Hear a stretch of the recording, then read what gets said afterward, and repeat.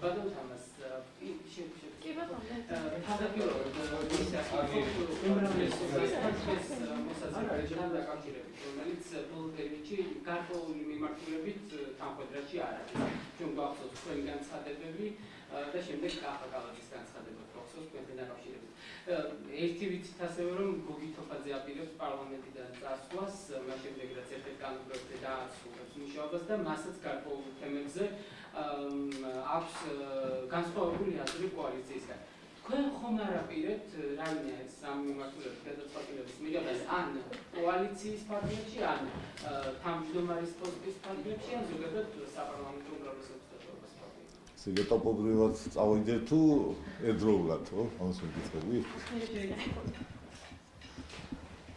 ნუ დავიწყებ იქიდან, რომ არანაირი წინააღმდეგობა მართლ კოალიციასთან და განსაკუთრებით ჩემ ფრაქციასთან მე არ გამოჩნია. წასვლას ასად არ ვაპირებ, მათ შორის არც თავმჯდომარის პოსტიდან. რაც შეეხება ბატონი გოგის გადაწყვეტილებას, ეს მისი გადაწყვეტილება, რომელსაც მე პატივს ვცემ, მას ეს პირველად არ გაუკეთებია, ადრეც ვიყავით პარლამენტში ერთ პერიოდში და მაშინაც ვადაზე ადრე დატოვა და გავიდა პარლამენტიდან, ასე რომ ეს არ არის ახალი. რაც შეეხება მის დამოკიდებულებას კონკრეტული საკითხებისადმი, ასევე პატივისცემით ვარ გამშრალებული ნებისმიერი მათგანისადმი, რომელიც ძალიან ეროვნულ ინტერესს ავიპირისპირდება. ესა ჩემთვის თავად. თქვენ ამერიკის შეერთებული შტატების ელჩის განცხადებასთან დაკავშირებით კრიტიკული პოზიცია ჰქონდა დღეს რას? თვითონ იგივეს ვფიქრობ, რა თქმა უნდა, იმიტომ რომ დამისახელეთ ერთი ელჩი ჩვენი, რომელიც გავსი განცხადებით გამოირჩევა, ან გაუკეთებია ოდესმე. და არ იქნებოდა მყისვე აკვეთილი მისი ასეთი იქნება. მე მესმის, რომ ამერიკის შეერთებული შტატები დიდი ქვეყანაა, ძველი მეგობარია, პარტნიორია, მაგრამ კიდევ არსებობს სუვერენიტეტის ის დოზა, რომელიც არ შეიძლება ვიღაცამ დააარქვეს. ბატონ თამას, თქვენ კონკრეტულად ერთ ელჩზე არ გაქვთ ამ შემთხვევაში საუბარი, ზოგადად განმარტებებს ითხოვთ ელჩებისგან, ფიქრობთ, რომ ისინი ზედმეტად ერევიან ქვეყნის შიდა საქმეებში და ამბობთ იმას, რომ მეგობრობასაც აქვს საზღვარი. რა თქმა უნდა. უფრო რო განმარტოთ, რას გულისხმობთ, რომ ზედმეტად ერევიან? ნუ ელემენტარულად იმას, რომ უნდა ჩაერიონ იმ ფარგლებში და იმ დოზით, რაც ელჩს ევალება. და არა იმაზე მეტად, რომ გამოვიდნენ დამრიგებლის და ასე ვთქვათ, მთავრობის, ასე ვთქვათ, ხელმძღვანელის როლში, მეფის ნაცვლის როლში. აი ესე არ უნდა გამოვიდნენ. ყველას უნდა ქონდეს, რა თქმა უნდა, რჩევა შეიძლება იყოს მეგობრული ყველას მხრიდან, მაგრამ ის არ უნდა ცილდებოდეს დიპლომატიურ ფარგლებს, რომელიც აქვს ელჩს საერთოდ გასაზღვრული თავისი უფლება მოვალეობები. არა მხოლოდ საქართველოში, არამედ საერთოდ. ბატონ თამას, როცა საქართველოს ჭირდება მკაცრი და ხისტი განცხადებები დიპლომატიური კორპუსისგან, ამას მოითხოვს საქართველოს მთავრობა და თავად როცა მსგავსი პოზიცია ხისტი და შეუვალი არ შეიძლება დავდეს. მოიცა, ვისგან მოითხოვს საქართველოს? თუნდაც იგივე რუსეთის ქმედებებთან დაკავშირებით, თუ არის რაიმე პროვოკაცია, ჩვენ არა, ამერიკასაც სხვა ქვეყნებს რო ვთხოვთ, ეს ლოგიკურია, რა თქმა უნდა, ქვეყანა შეუძლია მიმართოს ვიღაც, მაგრამ არა ელჩს ჩაერიოს უხეშად ქვეყნის შიდა საქმეებში, ორი აბსოლუტურად განსხვავებული რაღაცა. და თანაც ის ხარეთ ფიქსირდება, მაგაშია მთელი უგებულება. ხარეთ არ უნდა დაფიქსირდეს. ხარევასაც გააჩნია, როცა 7 ნოემბერს ფაქტიურად წლის თავზე, სადაც კიდევ ხდება გახსენება იმისი, რაც მოხდა 8 წლის წინ. როგორი ახსოვს, ყველას ახსოვს, როგორ სისხლში ჩაახშეს მაშინდელი, ასე ვთქვათ, მშვიდობიანი მიტინგი. როგორ დაარბიეს ტელევიზია, როგორ მიითვისეს მომავალში ეს. ყოველი ამის ფონზე, როცა ვინმეს კიდევ ექნება პრეტენზია, რომ საქართველოში მასმედია ვიწროვდება და ვინმე მასზე ზემოქმედებას ახდენს, უბრალოდ ცინიზმია ეს. თქვენ ფიქრობთ, რომ ამერიკას განსხვავებული პოზიცია აქვს ელჩის განაცხადებით? მე რატოღაც გონია, რომ მთლიანი ქვეყნის პოლიტიკა ასეთი არ უნდა იყოს. ბატონ თამას, არ მგონი ამერიკას მე მგონი ჭირდება საქართველოს მთლიანად და მეგობარი ქვეყანაა საქართველოს და არა ყოფილი ხელისუფლება. კიდევ ერთი საკითხი საფინანსო ზედამხედველობის სააგენტოსთან დაკავშირებით მოგეხსენებათ ეს გახდა ერთ-ერთი მიზეზი რის გამოც საერთაშორისო სავალუტო ფონდის მისიის პროგრამის მიმოხილვა ჯერჯერობით ვერ დასრულდა ამას თავად მთავრობის ეკონომიკური გუნდის წარმომადგენლებიც აცხადებენ. თქვენ როგორ ფიქრობთ, ხომ არ იყო ეს დღევანდელი გადმოსახედიდან ნაშკარები ხომ არ იყო თქვენი განმოპროექტი და გადაწყვეტილება, რომელიც შემდეგ ძალაში მაინც არჩევდა?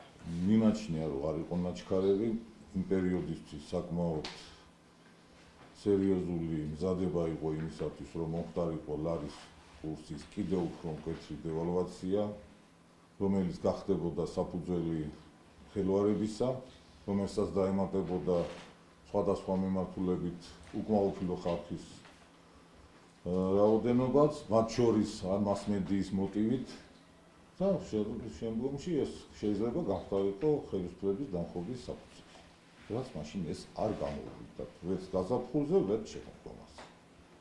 და დარჩნენ ახლა რამდენიმე ასეული ხაზამჭერის იმნობა და ის ხალხი, რომელსაც უნდა დესტრუქციული ხმენურობით არიოს ქვეყანა. ბატონო ხამას, ანუ ეროვნული ბანკის საქმიანობა და პოლიტიკა შეიძლება გამხდარიყო ხელისუფლების დამხობის. რატო შეიძლება ყოფილი? ანუ კონკრეტულად რა? ნახეთ რა, ლარის კურსის დაცემა, ამდენი ხალხის უკმაყოფილება გამოყვანა ქუჩაში, ყველაფერი ამის დაბრალება ხელისუფლებისთვის და არა ეროვნული ბანკისთვის, რომელიც ხელოვნურად გამოიწვევდა ამას.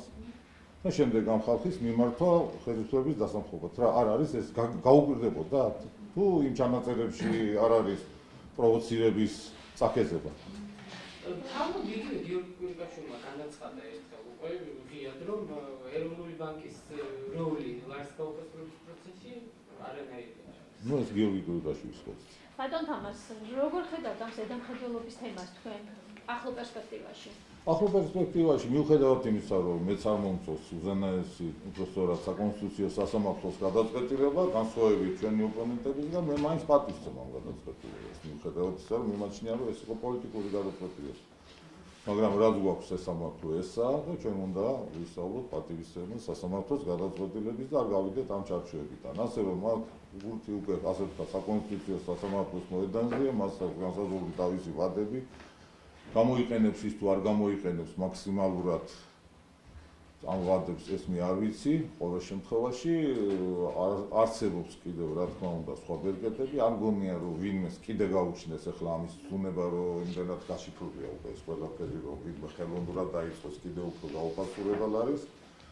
უკვე აღარ არის აღარავის ინტერესში ასე ვთქვათ იქითაც, თანაც ამას სჭირდება დამხმარე კომერციული სხვადასხვა ბანკების მეშვეობით, რომელთა დახმარების გარეშე ამის გაუფასურება ფაქტიურად შეუძლებელია. არსებობს კიდე სხვა ბერკეტები, ამის გარეშე არსებობს პროექტის საგამოძიებო კომისიის შექმნა და ასე შემდეგ, რომელთანაც შეიძლება ვიღაცამ დააღწიოს თავი, მაგრამ ძირითადი მონაწილეები ვერ დააღწევენ პასუხისმგებლობას. აქედან გამომდინარე, მე მგონია დღეს უკვე ეს რაიმე რადიკალური უარყოფითი გავლენები აღარ მგონია რომ ვინმე მოახდინოს. თქვენი აზრით დღევანდელი ლარის სტაბილურობა თქვენ მოქმედებამ გამოიწვია? მე ვერ ვიცი. რა თქმა უნდა გარკვეულწილად ამანაც. თუმცა მე მაინც მიმაჩნია რომ შეიძლებოდა კიდევ უფრო ხარი ყოფილიყო კურსი, თუ რაციონალურად მოხდებოდა პირველ რიგში ის რაც გაიხარჯა უკვე სავალუტო რეზერვები, მათი გამოყენება უფრო ადრეულად აფცე და ასევე რეფინანსირების ესხების განაკვეთი და ცოტა ადრე დაწყებულიყო უფრო მკვეთრად, მაგრამ დღეს იგივე ნიშნულზე რომ ყოფილიყო. ადრეულ ეტაპზე უფრო მეტ ეფექტს მოცემა. თუმცა ეს ვერსია არ ჩემი და ამიტომაც არ ამბობ რომ ეს არის 100%-იანი ჭეშმარიტება. ნუ დახმარება ეს თქო უკვე განაცხადა რომ რეფინანსირების ესხები ლარის კურსზე უარყოფითი კუთხით ცხადია, გავლენას არ ახდენს. მე არ მომისმენი ასეთი რაღაც. ლარის კურსზე უარყოფით როგორ არ ახდენს. ეს მაღალი რეფინანსირების განაკვეთი თავისთავად ცხადია ლარის კურსის გამყარებას უწყობს ახლა. მაგას რა დიდი ის. და ახლო პერსპექტივაში. მე არ მომისმენი ეს კითხეთ მას. ახლო პერსპექტივაში წლის ბოლომდე ლარის მდგომარეობას როგორ ხედავთ? მე ვერ ხედავ ვერანაირ ფაქტორს, რომელმაც შეიძლება უარყოფითი როლი შეასრულოს თუ რაღაც არ მოხდა საგარეო არენაზე, ეს არ ვიცი და ღმერთმა დაიფაროს. და მომავალშიც ვერ ხედავ ლარის გაუფასურების საფუძველს, მიუხედავად მით უმეტეს რომ უკვე პროექტს მოეწერა ხედი, რომელთა დაფინანსება უკვე დაიწყება მომავალი წლიდან, ეს რა თქმა უნდა გამოიწეს ინვესტიციების შემოსვლას და ყოველივე ეს გარკვეულწილად დადებითად აისახება ლარის კურსით. ბიუჯეტის შესრულების თვალსაზრისით დეფიციტურ ხარჯვას ხო არ აქვს ხენიაზე? აი ხო შეიძლება ამადაც მოახდინოს კი ბატონო, მაგრამ მე რამდენადაც ჩემთვის გზაში გახდა ცნობილი, უკვე ხადულს გამოცხადებია მთავრობის ხდომაზე, პირიქით ის აპირებს ბიუჯეტის ამ წლის ბიუჯეტში ცვლილებებს შემოსავლების ზრდის მიმართულებით, ასე რომ დეფიციტი პირიქით შემცირდება, ან ყოველ შემთხვევაში დაველოდები შეგვიძლია დეფიციტის შემცირებას. გაზრდა არანაირად არ მოხდება, ასე რომ ამ მიმართულებით გაზრდის დაწოლა არ იქნება. ნუ რამდენადაც ვიცი, მე აპირებენ ამ ჭარბის შემოსავლებიდან ჯანდაცვის პროგრამების დაფინანსების და სადაც არის ამის საჭიროება, კიდევ ინფრასტრუქტურულ პროექტებზე და რაღაც განხას სოფლის მეურნეობის სამინისტროს მიმართულებით. თუმცა ამაზე უფრო დაწვრილებით მთავრობის ფონდის დამთავრების შემდეგ ალბათ გადმოგვიგზავნიან ჩვენ შესრულებულ ვარიანტს და მე უფრო დაწვრილებით. აი 96 მილიონი ლარით იცდება ჯანდაცვის პარტიები როგორც ნუ ჯერ გავიგეთ გზიდან 100-ია და მოდი ამას ეს არა ხდეს უარყოფით გავლენას ლარის კურსზე როგორ თანხა ლარი დახარჯული იმ პროგრამაზე რომელსაც აი მოდი ჯერ ნახოთ რა რის ხარჯზე ხდება ამისი გაკეთება, რისი ამოღება, რისი შემცირება და აი ყველაფერი კომპლექსურად მე ვილაპარაკობ. მოდი წინასწარ რაც არ შემოსულა, მაგაზე მე გითხარით ჯერჯერობით დაახლოებით რაც მოვისმინე გზაში. ბატონო თამარ საგარეჯო შუალედურ არჩევნებზეც უნდა კითხოთ და პატრიოტის დაკავშირებით ერთი კითხვა და დავასრულებ. ფონდის მისია უკვე დღეს ჩამოდის საქართველოს მოიხსენებათ. თქვენ რა მოლოდინი გაქვთ ამ მისიის მუშაობასთან დაკავშირებით, რომელიც სამგორის განმავლობაში დარჩება ქვეყანაში და ასევე მინდა გითხოთ თქვენ ასე ვთქვათ რაიმე უხორხულობას ხარ გიქმნით ის ფაქტი რომ აი სამალკოზე დამხმარებასთან დაკავშირებით მომზადებული კანონპროექტი გახდა ერთ-ერთი საფუძველი რის გამოც პროგრამა აქამდე ვერ დაასრულა მუშაობა. არ მაქვს ასეთი ინფორმაცია რომ ამან მოახდინა ზეგავლენა. რა შეეხება მისიის მუშაობას, რაც შეეხება ის მუშაობს მთავრობასთან და ისინი მუშა რეჟიმში გადაწყვეტენ იმ საკითხებს, რომელიც საკითხებიც არის ჩვენი ქვეყნის ინტერესებში. და შემდეგ გახდება ჩვენთვის ეს ცნობილი. სამუშაო რეჟიმში ჩვენ არ მონაწილეობთ ამ შემთხვევაში. რაც შეეხება შუალედურ არჩევნებს და პატრიოტთა ალიანსის შიმშილობას, რომელიც უკვე დაიწყო. და ორი მოთხოვნა ორი მინისტრის გადადგომა, თავდაცვის მინისტრი და გარემოს დაცვის მინისტრი. რადგანაც იმაინაშვილის განმარტებით ისინი უშუალოდ აღალდებდნენ არჩევნებს. რა შეფასება შეგიძლიათ? ნუ პირველი რაც შეეხება სამართლებრივ მხარეს. ამაზე ეს საკითხები უნდა გაიგოს სასამართლოში და თუ აღმოჩნდება რომ ვინმე აყალბებდა მართლა არჩევნებს, რა თქმა უნდა მოხდეს ადეკვატური მოქმედებაც. თუმცა მე არ ვიცი რამდენად ჰქონდა სამართალ დარღვევას ადგილი. მე უფრო სხვა მიმართულებით მაქვს ჩემი მოსაზრება, შეიძლება ზოგიერთისგან, თუმცა ჩვენი თანაგუნდებისგან განსხვავებული. თვითონ კანონია ისეთი მორგებული თავის დროზე ნაციონალური მოძრაობისთვის, რომ მაქსიმალურად დასაშვები ხდება ძალიან ბევრი манипуляცია თუნდაც თავობის ჩარევა. და ის შეიძლება შეითვალოს ძალიან იურიდიულად სწორად. მე ცოტა ზნეობრივ ასპექტებზე ამ კანონისა შეიძლება გითხრათ, რომ მე მაგალითად მე რომ მონაწილეობდე ზოგიერთ რაღაცას მე არ გამოვიყენებთ. ამას უცბად ვიზახე, იმიტომ ერთხელ რაღაცაზე თქვი უარი ისეთზე, რომელიც იურიდიულად სწორი იყო, მაგრამ მე რომ გამომეყენებინა პირველ ტურში მთავრდებოდა არჩევნები, პირველ ადგილზე ვიყავი, ეს იყო 2003 წელს, მაგრამ მე ცოტა ზნეობასთან უცხო მომეჩერნა, თქვი უარი რომ ვიფიქრე მეორე ტურში მოვიგებდი, მეორე ტურში მოხდა ვარდების რევოლუცია, პირველ ტურში ვინც გავიდნენ ისინი დარჩნენ დეპუტატებად, მეორე ტური ვისაც დაჭირდა შეწყვიტეს არჩევნები დაჭირდათ მესამე ტური და მესამე ტურში მე რა მოხდა, როგორ მოხდა და ის ყოველ შემთხვევაში მანდატი დავყავ. ნუ თუმცა ზნეობასთან მარცხავი ვიყავი. ნუ ახლა არის რაღაცეები, რომელიც შეიძლება არის სწორი იურიდიულად, მაგრამ ნუ ეს უკვე ცოტა ზნეობასთან უხერხული ქმედებები ჩადენის საშუალებას იძლევა. და რასაც მე მაგალითად არ მივესალმები. მაგალითად ჯარის შეყვანას მე ამას ჩემი არჩევნები ყოფილიყო არ გამოვიყენებდი. შეიძლება დამზვარიყო წაგებოდ. თქვენ ხომ არ ყოფილიყართ სამთავრობო გუნდთან ერთად ჩასული? არ ყოფილა. თუმცა რაღაც შეიძლება რაღაც დადებითი როლი მე შევასრულებ მხოლოდ აბსოლუტურად კანონის ფარგლებში. და თავად ადვოკატის ცემასთან დაკავშირებით თუ გაქვთ არ ინფორმაცია მაქვს. გიორგი მდინარაძე. არ გამიგიოს. საერთოდ ცემა არ არის კარგი. არც ადვოკატის აქვს.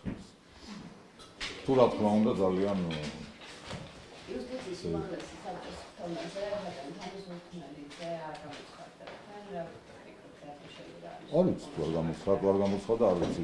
რამდენად ვალდებული იყო გამოცხადებული იყო არც ის ვიცი. ნამდვილად არის. რუსთავი ახლა განვითარებულ მოვლენებს როგორ შეაფასებთ? როგორც ვაფასებიათ, ეს არის დავა ყოფილი და ახლანდელი.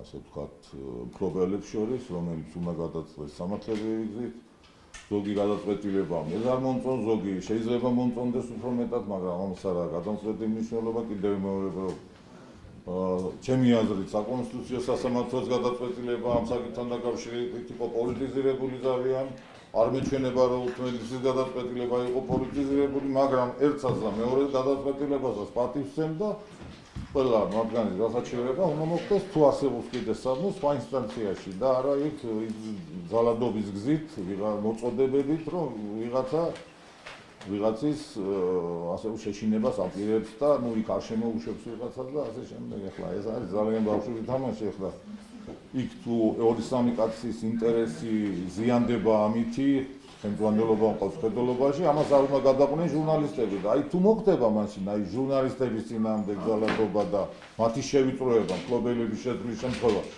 აი გამოსვლები მაშინ უნდა დაიწყოს. აი მაშინ მართლა იქნება საფუძველი იმისა, რომ მოუწყოდო ხალხს და უთხრა, რომ არის მასმედიაზე ზეწოლა. რომ მოხდეს გამოსვლები თქვენი აზრით. მე არ ვიცი ახლა რაოდენობის ახლა შეეთყობა იქ მასიურად ხდება თუ არ ხდება ახლა თუ არ ხდება ახლა 1 და 2 კაცი ნებისმიერ იმაში მიდის და განახლება ყოველთვის ხდება რაღაც მაგრამ როცა მასიურად ნახევარზე მეც გაუშვებენ რა თქმა უნდა ნორმალური არ არის. იმარ არის განცხადებები რომ არც ერთ ჟურნალისტს არ შეეხებიან. ძალიან კარგი ბედი. ძალიან კარგია რომ შეეხებიან. მე შეიძლება სოლოგის დროს რაღაც იყოს.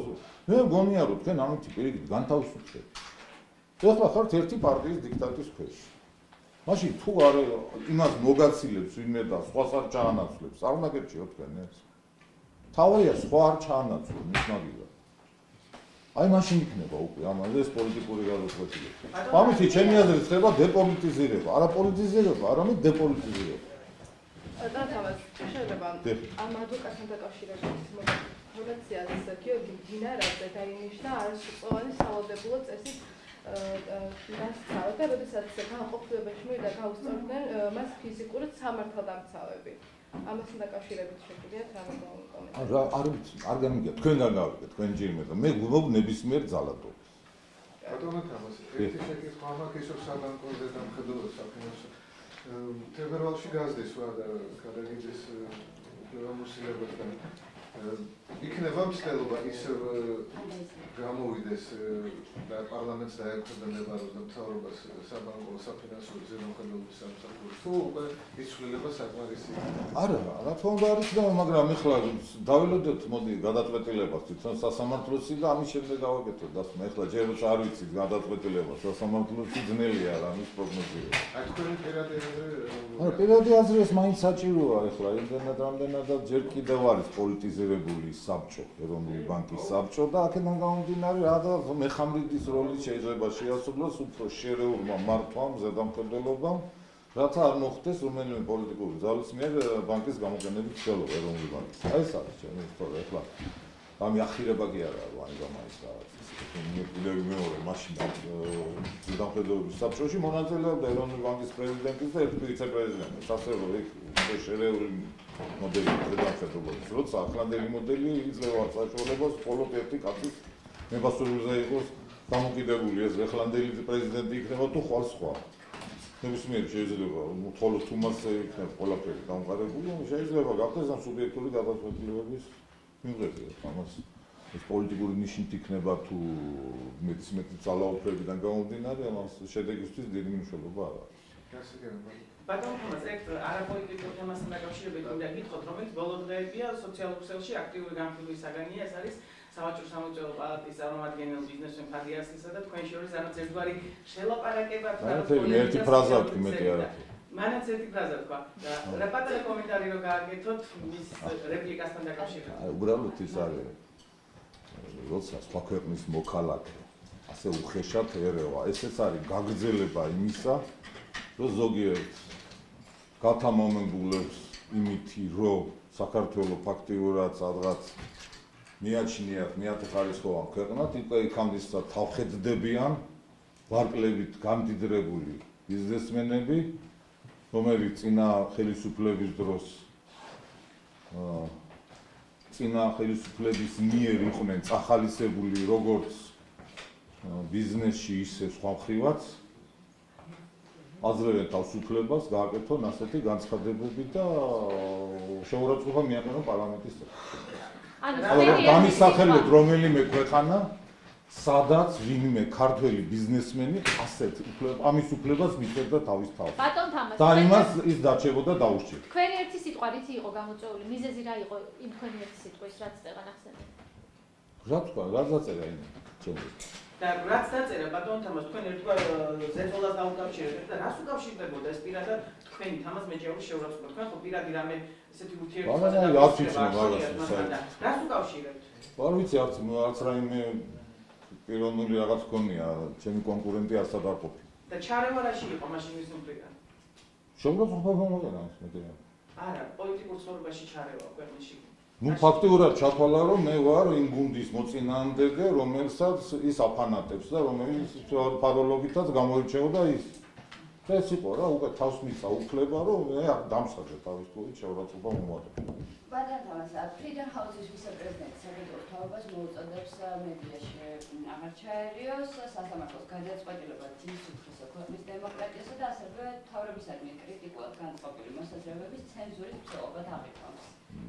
ფრიდენ ჰაუსი არ არის ჩემთვის ჭეშმარიტების ბოლო ინსტანცია.